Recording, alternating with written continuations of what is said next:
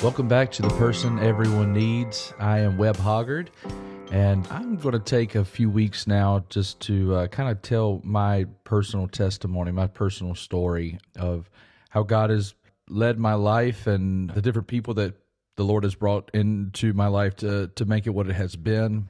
In this month of gratitude, in this month of Thanksgiving, I think it's always a good time to remind ourselves that if we have gotten anywhere, if there are any successes that we've ever gotten, we didn't get there alone. I remember when I was in college, Dr. Mark Rutland, who is a friend of mine that is one of those, I can't believe I get to know this person, friends. He used to say every year at graduation time, he said, if you ever see a turtle on a fence post, you know you didn't get there alone.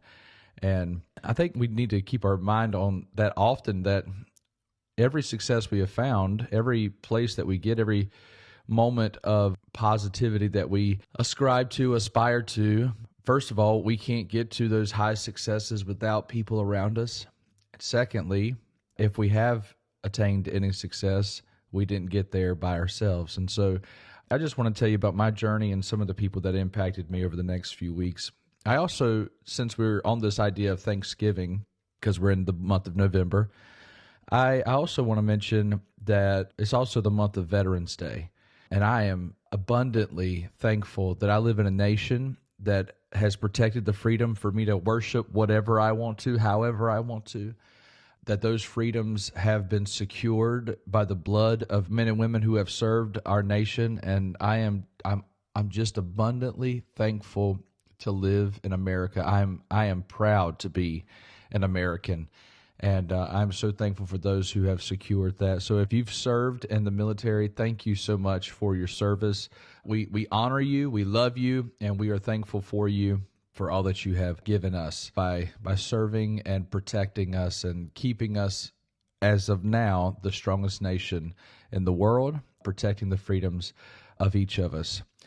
So as I start my story, I have to go back a little bit further than June 14th, 1986. I actually looked that up, and nothing really significant took place on June 14th, 1986. I mean, other than my birth.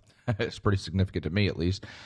Ashley and Mary Kate Olsen were born the day before I was, so we're almost the same age. That doesn't matter to anybody, but I always thought that was important. Also, June 14th, 40 years before me, Donald J. Trump was born. So whether that's good news or bad news for you, I share a birthday with him. It's also known as Flag Day. And the day I was born is the day of the worst recorded roller coaster accident in history. 3 people were killed in Canada on a roller coaster. I say in history, it was at least up until that point. Let me go back a little further than June 14th, 1986, though. And now the idea of the Veterans Day works perfectly in this story because both of my grandfathers were in the military. In fact, I have on both sides roots that go back. I know at least on one side of my family that we had someone that fought in the Confederate Army. And so I don't know how far back it goes, but I will say that the date that changed my life was in the early 40s. My papa, his name was Raymond Hoggard, he was an MP. He was headed to the Philippines on a mission to help secure the Pacific Theater there. And on the way to the Philippines, he met a chaplain. And in the course of discussion, he gave his life to the Lord. I believe the chaplain that met him that day, his name was Chaplain Webb, and that's where I get my name from. And my grandfather's life was changed forever on that trip. And later on, he would also meet an Assemblies of God chaplain that was on that boat. And he not only was saved on that trip, but he was also empowered, filled with the Holy Spirit, with evidence of speaking in tongues, which is a very important part of his life. And so he believes in the Holy Spirit and that the power of the Holy Spirit is offered to us today. And so he came back from the Philippines. He survived and he did well. And on his way back, he always wanted to be a fighter in the war, and he never really was a fighter. He was a police officer, basically. And so he returned home and felt a call to ministry on his life. And so he went to his home church and preached a message, and he was so excited by the joy of the Lord that he was shouting, which was kind of a no-no in the church that he was in. And Another lady stood up and shouted with him, and both of them lost their church that day. They got kicked out, caused a lot of friction in my papa's actual life because he got kicked out of church. He kind of got kicked out of his home as well. And he married my mamaw, and they started having children. And their first child that they had, his name was Webb. Webb was their first boy in honor of the chaplain that had led him to the Lord. And Webb got eye cancer and died when he was only 9 years old.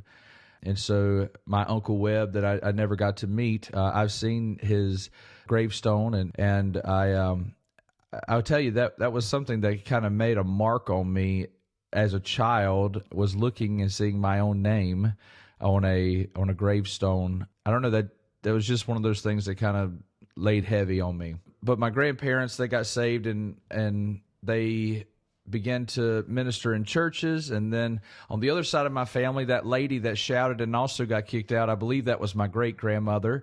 And so on the other side of my family, they also began to follow the Lord due to what the Lord had changed in my papa. And so I have a rich heritage of believing in Jesus and believing in the power of the Holy Spirit and knowing that God has a destiny and plan for us. So let's fast forward to 1986. My papa is pastoring a church, and my parents are no longer in church at this point of their life. They're trying to figure out adulthood, and they have their own struggles and everything. So my papa asks, can he dedicate me? And so they go to the church and they dedicate me to the Lord. And in the midst of that dedication, the lady prophesies over me, and I'm a baby. I got nothing to do with this. I don't know. In fact, I didn't even know the story existed until I was 18 years old. But it becomes a very significant part of my story, and I'll share that with you over the next few weeks. But a lady stood up and spoke and said that I would be a man of God, and a great man of God is the word she used, and that I would preach and thousands would become saved because of the ministry the Lord is going to give me. And as far as I can remember, that's as much as has ever been spoken to me, which is significant. That's awesome. What a cool thing to have that prophetic word. And again, I didn't know about that word until I was 18 years old, but it informed two other really great things in my life, and I'll tell you about those. But as I grew up, when I was about 4 years old, my papa was my best friend in the whole world. My papa, Raymond, was someone I spent, every morning I went and had breakfast often with him, and then in the afternoons I'd go and play at his house when I got home from the school. And then my granny on the other side of the family, my mother's mother, she said that if he's going to be a great man of God, somebody ought to take this boy to church. And so my grandmother, who had also stopped going to church, she started taking me to church again. And when we were on the way to church that first Sunday, I pointed at a church as we were going by, and I said, "Granny, I want to go to that one." And she changed churches that Sunday. She had a church that she wanted to go to, but I said I wanted to go to this one, so she pulled right in. And it happens to be the church that I now pastor, 33 years later. And it has been the thing that has been a guiding force in my life. I don't know who I would be if it wasn't for my papa, for my granny, for my parents, and for this church. I don't know who I would be.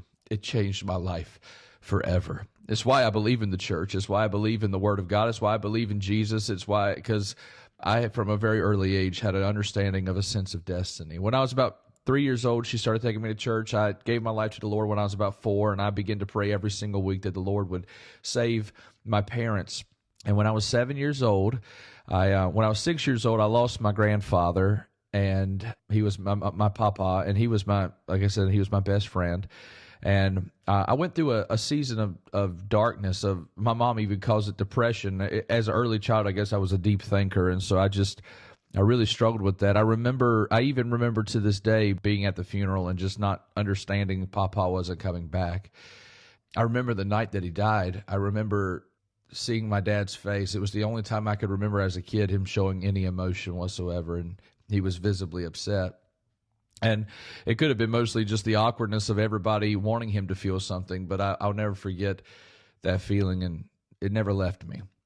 About 6 months after that, my parents gave their life to the Lord and started looking for a church. And one thing they said was that they weren't going to go to the church that I was going to. They didn't want to, and somehow the Lord worked it out. They were loved. They became family there. They began to serve, and they became devout followers of Jesus and servers in the church, and it changed my life forever. I saw the transformation of my dad from emotionless. He was never mean. He was never a mean-spirited person or anything like that, but I never saw him smile. I never saw him laugh, and I saw the transformation of when he started to smile, and then he'd start to chuckle, and then eventually he would laugh. And today he laughs and giggles with the kids like he's one of them. That transformation to me has changed my life forever. And the seeds were planted probably even further back than that, but in World War II, the seeds were planted by a chaplain who took the time to tell my papa about who Jesus was and how his Holy Spirit can empower him while he was on the mission field. I don't know who I would be today if it wasn't for that chaplain. I don't know who I would be today if my papa hadn't listened. I don't know where I'd be today if my papa hadn't preached in that Sunday. And also the other side of my family tree was also saved. I don't know where I'd be today if my grandmother, my granny, hadn't decided to start taking me to church. I don't know where I'd be today without the church that I prayed weekly that my parents would get saved. I don't know where I would be today if my parents hadn't got saved and changed. Jesus changed my life forever. And he has made me glad. I am so thankful. I am grateful every day for what the Lord has done for me and in my life. And here's what I know about gratitude is if you can recognize that God has had a plan thus far, you can realize that you have a destiny in the future. And people who live grateful for the path thus far and recognizing there's a destiny to be had, well, that's a person that everyone needs.